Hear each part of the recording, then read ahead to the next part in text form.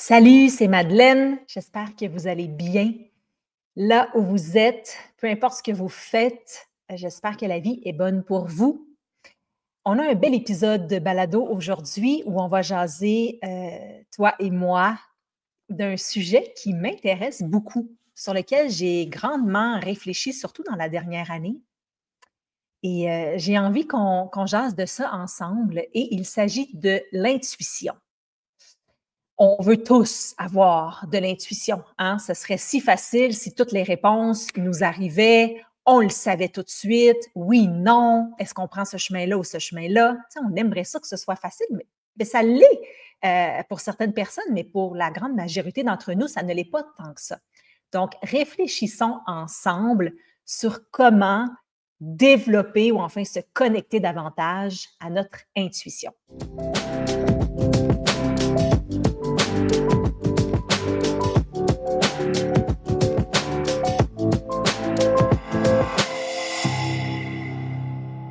Bienvenue donc au Balado Miracle. L'intuition est le sujet cette semaine. Puis je veux vous parler de ma relation à l'intuition. Moi, je n'ai jamais pensé au mot intuition ou que j'avais de l'intuition. C'est pas comme ça pour moi que ça se passait. C'est comme si j'expliquais les bons choix que j'ai faits dans la vie, non pas par mon intuition, mais juste par une prise de décision, une bonne prise de décision. Tu sais, je me disais, par exemple, Rose Bouddha. Rose Bouddha, c'est un projet, donc c'est une entreprise de vêtements éco-responsables et éthiques. Ça s'appelle maintenant Rose Boréal. Rose Bouddha, comment c'est arrivé dans ma vie? Je suis en voyage à Bali, je vois quelqu'un qui a des beaux leggings avec des dessins, des imprimés incroyables. Je me rends compte que ce legging-là est fait de bouteilles de plastique recyclées. Je trouve ça super cool comme idée, comme tissu, qu'il y a 12 bouteilles par legging. Je trouve ça vraiment génial. Je travaille comme journaliste, comme chroniqueur, comme animatrice. Je ne suis pas du tout dans le monde du textile. Mais je me dis, wow, c'est donc bien cool. On essaye-tu d'en faire au Québec? Tu sais? Puis, je suis avec mon chum à ce moment-là, avec Benoît, je contacte ma grande amie Maxime, je dis, hey, j'ai une idée, on fait tout ça. Oui, let's go.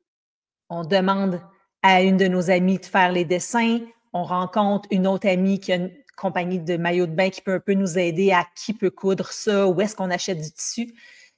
Et de fil en aiguille, naît Rose Bouddha et ça devient un immense succès que je finis par vendre et avec lequel je fais de l'argent, qui me permet de décider de ce que je vais faire de la suite.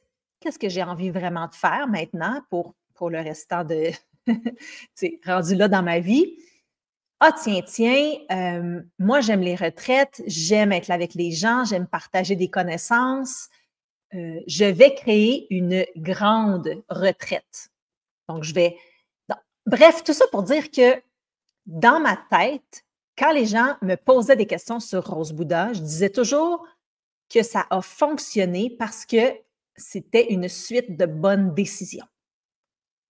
On est devant un questionnement, bleu ou rouge? Rouge, OK, ça marche, on en vend. OK, ça ou ça, ça ou ça, ça ou ça. Où est-ce qu'on emprunte l'argent? Où est-ce qu'on fait des coupures? Où est-ce qu'on tourne notre regard? Comment on va faire le marketing? Bref, c'est une suite de bonnes décisions. J'ai jamais vraiment pensé que ça venait de l'intuition.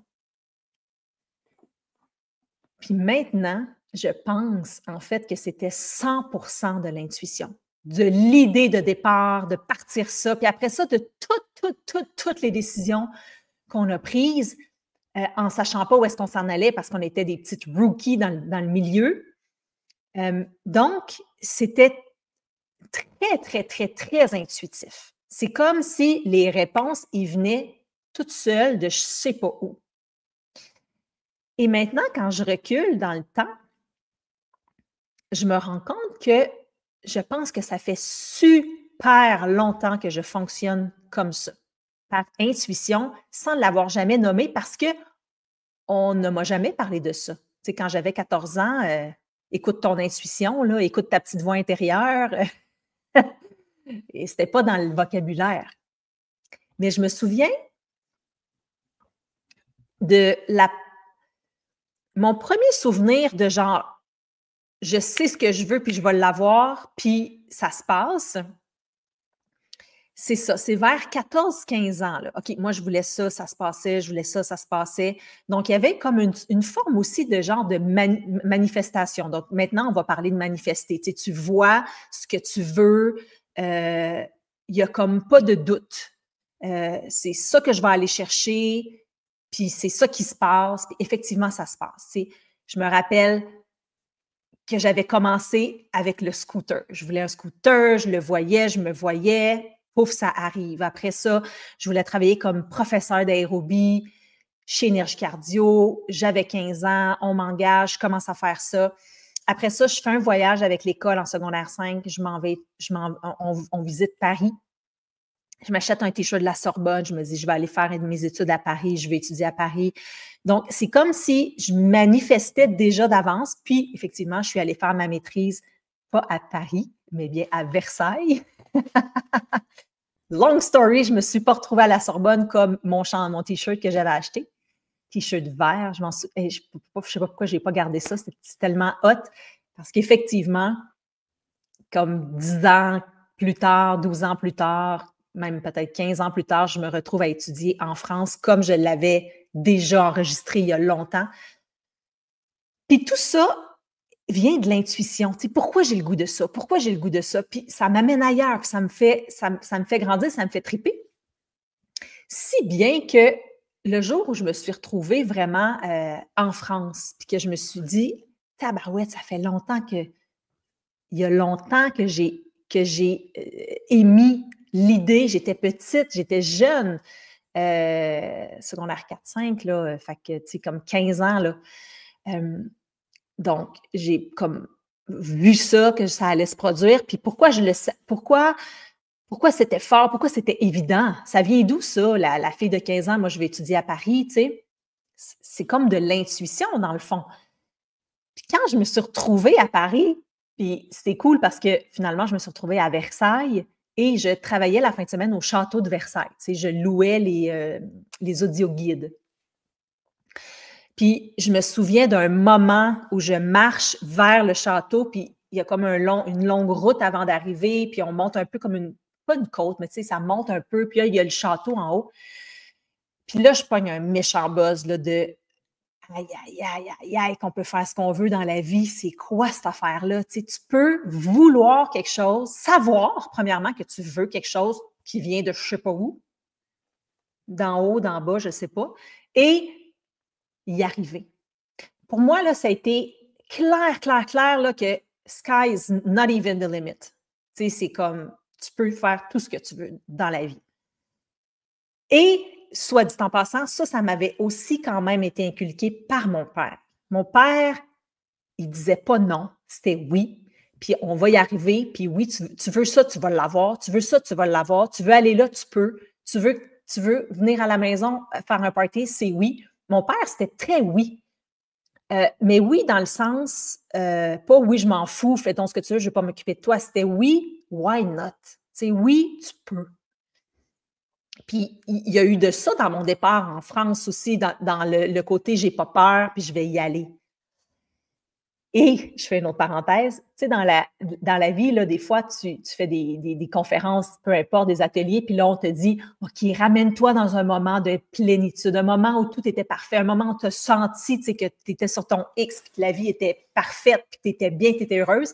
Puis moi, quand on me dit ça, je pense toujours à ce moment où je marchais vers le château de Versailles en me disant que c'est hot, ça n'a pas de bon sens, c'est que je suis, c'est hot. Ma maîtrise que je fais, c'était tellement intéressant. Puis bref, je me suis fait un chum. Après ça, j'ai visité le Liban. J'étais allée quelques mois en Australie. J'ai fait le tour de la France. Il m'est arrivé plein d'affaires extraordinaires dans les 2 années où j'étais là. Fait que c'est souvent un moment auquel je reviens quand on doit réfléchir à un moment parfait dans notre vie, tu sais. Fin de la parenthèse.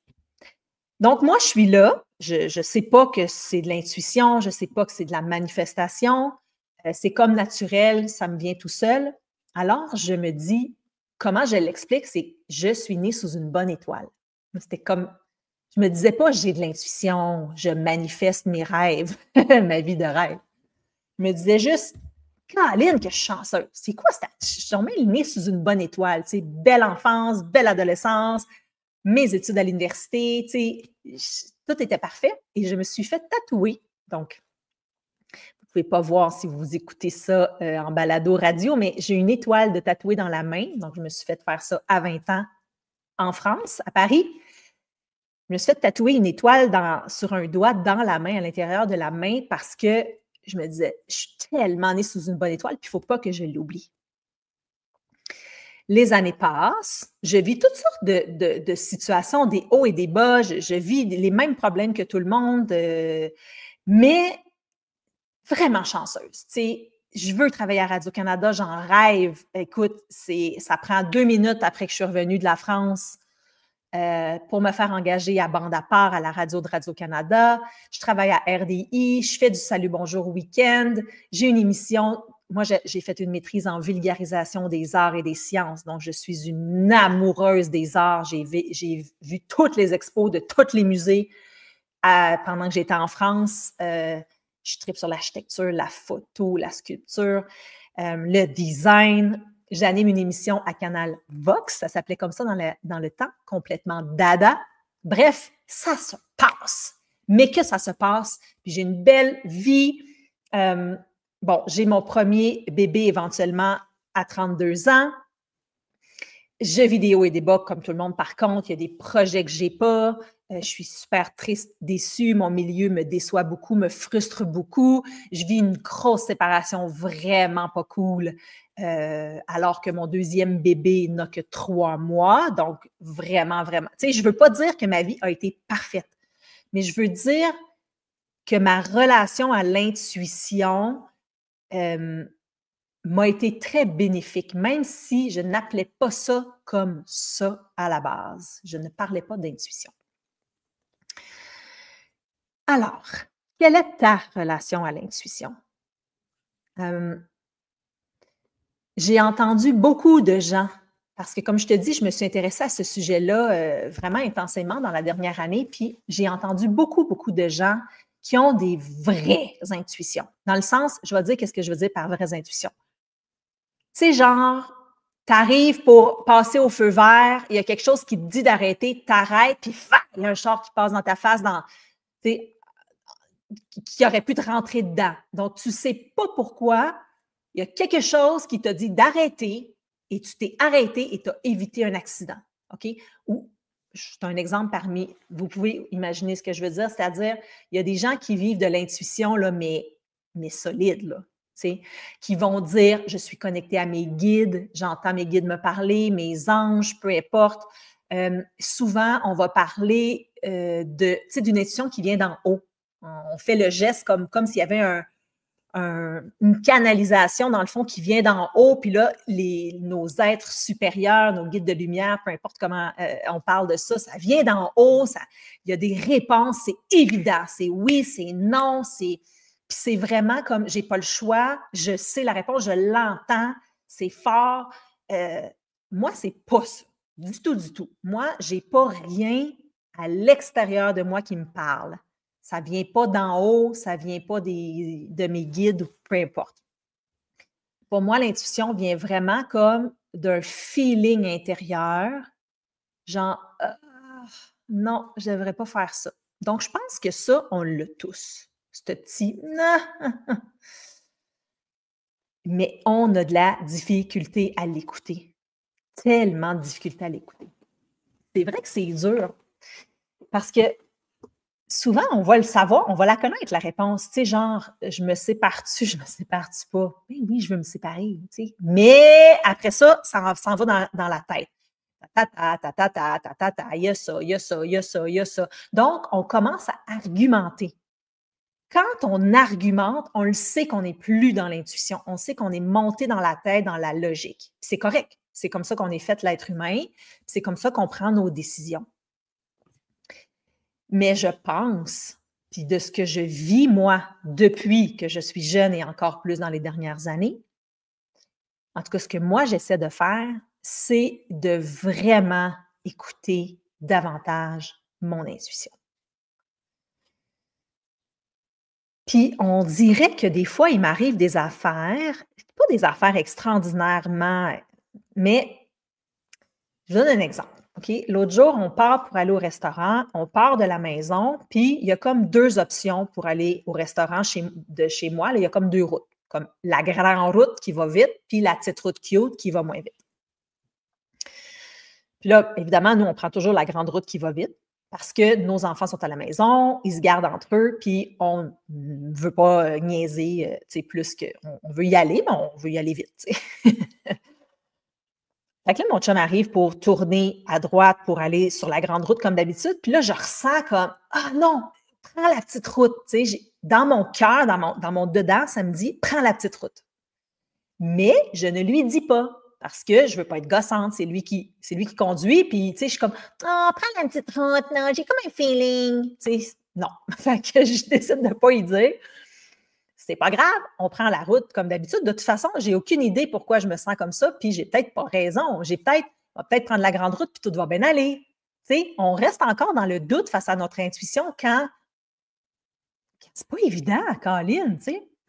Finalement, il n'y a rien arrivé de grave, mais il y avait de la construction sur la grande route, puis on a été pognés là, tu sais, 15 minutes. Puis là, je me disais, ah, c'est donc bien bizarre que la fois qu'on est pogné dans la construction, j'avais eu le feeling de continuer sur la petite route plus longue mais tranquille. Est-ce qu'il y a quelque chose dans la vie, dans l'univers qui peut vraiment m'avoir fait sentir comme ça? Y a-t-il quelqu'un dans l'univers qui s'occupe de dites à Madeleine là, que c'est bloqué sur la grande route? Tu sais, voyons, c'est dur à croire, tu sais. C'est dur à croire qu'il y a quelqu'un qui s'occupe de s'occuper de moi puis de me dire de passer par l'autre chemin. Tu sais, j'ai vraiment de la misère à croire à ça. Ce qui m'intéresse, par contre, c'est tout ce qui sort en ce moment sur la physique quantique, notamment les recherches du docteur Larry Farwell, qui a écrit le livre The Science of Creating Miracles, donc la science de créer des miracles. C'est un Américain. C'est un neuroscientifique formé à Harvard. Et Dr. Farwell, il a fait c'est ce qu'il raconte dans son livre. Il y a plusieurs livres, là, mais celui dont je vous parle, c'est The Science of Creating Miracles, donc la science là, vraiment de la création des miracles. Puis, je fais une petite parenthèse. Il dit bien, Dr. Farwell, qu'un miracle, ce n'est pas quelque chose d'impossible. Un miracle, c'est quelque chose d'extrêmement improbable. OK? Extrêmement improbable, mais c'est jamais impossible. Dans la science quantique, dans la physique quantique, rien n'est impossible. OK? Rien n'est impossible. C'est juste hautement improbable. D'ailleurs, notre propre naissance est absolument improbable. Que Madeleine Arcan soit née, que mon père, ma mère, ce soir-là, ce sperme-là, ce spermatozoïde-là, it's so highly improbable. It's so highly improbable. Fait que de ne pas croire aux miracles, on fait fausse route. Les miracles existent, gars, c'est plein de choses complètement improbables qui se passent. C'est quoi la chance que je m'en aille à Hong Kong et que je croise quelqu'un que je connais? C'est tous des petits miracles. Donc, les miracles, ce ne sont pas des choses qui ne se peuvent pas, ce sont des choses qui sont hautement improbables. Fin de la parenthèse. Donc, le livre de Dr. Farwell explique en fait une très longue et complexe recherche, étude qu'il a menée avec son équipe de neuroscientifiques avec des particules de plutonium. Et ce qu'il raconte dans ce livre-là, c'est que grâce à la conscience, ils ont été capables d'influencer le mouvement des particules de plutonium. Donc, ce que ça veut dire, c'est que la conscience, la présence pourrait être influencer ce qui nous arrive dans la vie. Donc, et potentiellement, on pourrait avoir plus d'emprise sur ce qui nous arrive, sur notre futur, sur notre avenir, sur les trucs qui nous arrivent, en fait, qu'on pense. Grâce à notre conscience, pas grâce à notre pensée, grâce à notre conscience. La conscience, c'est la présence. OK? Donc, ça se passe vraiment dans le corps, par exemple, en méditation. On va en reparler, OK? Mais ce que je veux juste dire par là, c'est que on commence à vraiment prouver scientifiquement que c'est vrai que la conscience humaine a un impact sur ce qui nous arrive.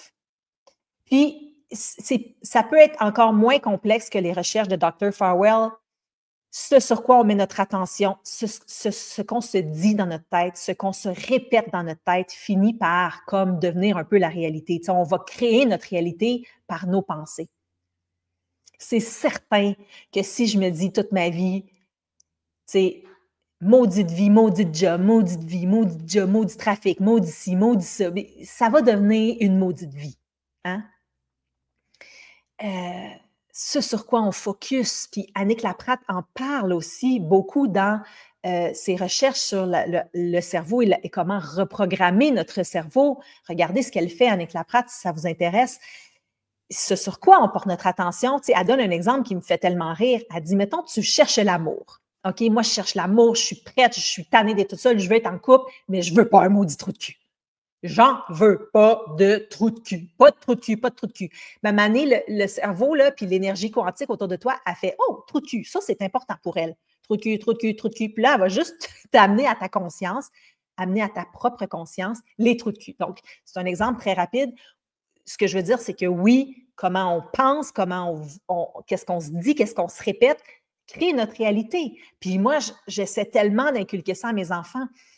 Ma fille, en secondaire 2, les maths, c'est dur, j'ai de la misère, je suis pas bonne, c'est dur, j'ai de la misère, je vais couler mon examen de maths. Demain, j'ai un examen de maths, ça va mal aller, ça va mal aller. Eh bien, ma chérie, ça va très mal aller à ton examen de maths. Ici, c'est comme, tu le cales tellement à l'univers, puis tu te programmes. On dirait que tu vas arriver devant même une question facile, puis tu vas penser que la question est dure. Donc, c'est certain que oui, là, on est en train de se rendre compte que le champ quantique autour de nous peut être influencé par notre conscience. On le sait que nos pensées créent notre réalité. C'est juste une évidence. Donc, comment on navigue là-dedans pour créer notre réalité, c'est très, très important. Donc, avec mon exemple de chemin là, que j'ai pris, chemin rapide, chemin lent, comment le Dr. Farwell expliquerait ça, OK, ou comment la science quantique expliquerait ça, c'est que le chantier de construction émet de l'énergie. Hein? Ça a de l'énergie, ça, un chantier de construction, comme ce téléphone, comme cette gourde d'eau, comme cette table. Tout ce qui émet une énergie. À la base, ce sont des atomes composés de protons, de neutrons, d'électrons et encore plus petits, et qui vibrent. Hein? Tout vibre. Donc, tout vibre autour de nous, tout émet une vibration, donc des ondes qui nous arrivent. Alors, ça se pourrait qu'à un moment donné, on soit tellement connecté qu'on ressente. Est-ce que ça se pourrait que j'ai ressenti le chantier de construction? Il y en a qui me diraient, ben oui, Madeleine, c'est sûr que tu as ressenti le chantier de construction. J'ai plein d'amis qui vont me dire ça. Ben oui, c'est sûr! OK? Moi, je suis encore à l'étape, je ne le sais pas. Mais ce que j'ai su, c'est, dans mon cœur, ça a dit, prends pas ce chemin-là, puis finalement, on a été pognés là. Bon. Il y en a qui disent que c'est de l'intuition, d'être capable de ressentir ces choses-là. Ressentir qu'on doit arrêter la voiture ou qu'on doit prendre à droite ou plutôt qu'à gauche, c'est de l'intuition. Mais comment on fait pour l'entendre, cette intuition-là? Parce que, guys and girls, il y a une chose qui est certaine. Quand on est dans le tourbillon, quand on est dans la course folle de la vie, quand on est dans la tête, quand ça bloque, là, même la gorge bloque, là, on a un moton dans la gorge, on ne se rend pas au cœur, on ne se rend pas au plexus solaire, on ne se rend pas à gut feeling, on ne se rend pas à l'estomac, on ne se rend pas au guts, parce que c'est là qu'il y a le feeling, souvent. Quand on est dans la tête, quand on est dans le tourbillon, on n'a pas accès à notre intuition. On n'a juste pas accès à cette magie-là. Puis, même plus, c'est prouvé scientifiquement, les ondes alpha, bêta, θ. Notre cerveau, tu peux mettre des électrodes sur le cerveau, on émet des ondes. Quand on est réveillé, comme là, je vous parle, on est dans les ondes alpha. Quand on se calme, quand on relaxe, même quand on regarde la télé, on tombe un peu dans la lune. Ça fait que les ondes ralentissent dans le cerveau, on tombe en bêta. Mais pour avoir accès à l'intuition, faut être dans des ondes θ. Faut être encore plus calme. Donc, méditation profonde, quand vous faites, par exemple, un bain sonore, quand vous faites de l'hypnose. Donc, quand vous récitez des mantras, ça prend quand même beaucoup de temps. Ça prendrait là, 12, 15 minutes, peut-être même 20, parce que nous, on n'est même pas en alpha, on est en sur-alpha. Nos ondes sont plus fortes encore que les ondes alpha normales, tellement on est stressé. OK? Donc, ça prend du temps à arriver en θ. Puis en méditation, on arrive en θ, en onde θ, et c'est là qu'il y a une ouverture avec l'intuition. Moi, vous m'avez peut-être déjà entendu donner l'exemple du bol, mettons un pot maçon rempli d'eau et de sable. Si on brasse le pot maçon rempli d'eau et de sable, ça vient tout brumeux, ça vient tout boueux et on ne voit pas clair, on ne voit pas à travers l'eau. Ça, pour moi, c'est notre vie de tous les jours. C'est quand je rentre, je cours, je fais le souper, j'essaie de faire les devoirs en même temps, j'ai mis l'affaire dans la tête. Écoute, je ne vois pas clair, là. Je fonctionne sur le pilote automatique. Quand on relaxe, quand on s'arrête, quand on respire, quand on fait plein de belles pratiques pour se calmer, eh bien, le sable réussit à retomber au fond du pot maçon et on réussit à voir plus clair. Et je vous le dis, c'est là. C'est là qu'on a accès à notre intuition. C'est là qu'on fait « Ah, mais oui, c'est ça que je vais faire! » Parce que dans les ondes θ, c'est l'accès à la créativité aussi. Donc, les solutions créatives vont arriver en ondes θ. Donc, c'est pour ça qu'on dit qu'en méditation, on a des insights, hein, on a des illuminations. On est comme « Mais oui, je fais ça! Pourquoi je n'y ai pas pensé avant? » Parce qu'on a accès à notre intuition, on a accès à notre créativité. Donc, je vous le dis, si le monde de l'intuition vous intéresse, si vous avez envie de peut-être essayer d'écouter davantage votre intuition, de vous connecter à votre intuition un petit peu plus dans votre prise de décision, incorporez une pratique de relaxation, que ce soit le yoga nidra, la méditation, les chants mantras ou l'écoute de mantras, les bains sonores, la cohérence cardiaque, breathwork, tous les beaux outils qu'on a maintenant pour aller en relaxation profonde, très profonde. Utilisez-les parce que c'est comme ça que vous allez vous pratiquer, vous entraîner à connecter avec l'intuition.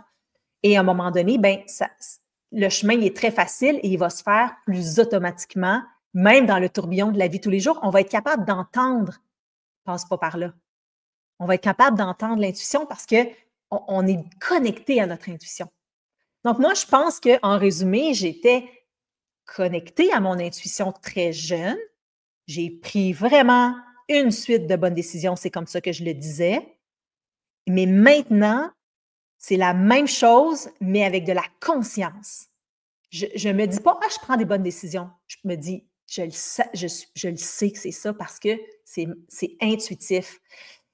Il y a aussi une chose, moi, je me disais toujours, je suis une balance, mais qui sait ce qu'il veut. Parce que je suis le signe zodiaque balance, puis là, tu vas avoir de la misère à prendre des décisions. Hey, tellement pas. Je suis la personne, ceux qui me connaissent, moi, j'arrive au restaurant, je veux le menu, je prends ça. Là, je suis pas comme. Je sais tout le temps, ou presque tout le temps, là, oui, non, gauche, droite, bleu, rouge, c'est automatique. Je suis une balance qui sait ce qu'il veut. C'est comme ça que je le disais. Mais maintenant, je dirais que je suis une balance full intuitive. Puis, c'est comme ça que j'ai créé Miracle. C'est comme ça que j'ai créé le magazine Miracle. C'est comme ça que j'ai créé le balado Miracle. Qu'est-ce que je veux faire? Qu'est-ce que ça me dit? Fais un balado. Fais un balado. Ah, tellement! Mais oui! Tu sais? Puis, c'est comme ça plein de fois par jour dans plein de petites niaiseries aussi. Belle connexion à l'intuition. Mais pour ça, il y a des fois, puis il y en a là que c'est déjà full ouvert, là, on va dire ça, full ouvert. Tu sais, l'intuition rentre, c'est connecté avec plus grand que soi ou avec soi. Moi, je ne peux pas dire que c'est ça. C'est vraiment en dedans, je le sais. Ça dit oui, ça dit non, puis c'est rare que je me suis plantée. Je me suis plantée, là, mais je pourrais peut-être même pas tant que ça nommer de fois où je me suis plantée. Tellement, je me suis toujours écoutée. En fait, je me suis fait confiance, beaucoup. Ça continue. Puis c'est pour ça qu'aujourd'hui, je peux dire que j'ai créé ma vie de rêve. J'ai mon travail de rêve, j'ai mon conjoint de rêve, j'ai mes enfants qui ont leurs enjeux, mais on a tellement une belle vie, une belle relation. Je vis dans le bois. Je suis très, très née sous une bonne étoile, très chanceuse, mais je pense que ça a été guidé par l'intuition. Alors, allez vous chercher une belle pratique. Essayez de prendre un 10 minutes par jour au moins, même peut-être 20, hein, pour essayer d'aller en onde θ, donc diminuer la vitesse des ondes dans le cerveau pour accéder à un état où les réponses vont venir, puis ça va finir par vous suivre au quotidien de plus en plus. Ah, on prend-tu une bonne grande respiration ensemble?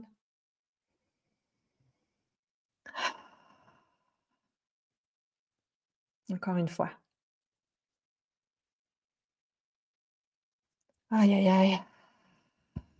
La dernière fois.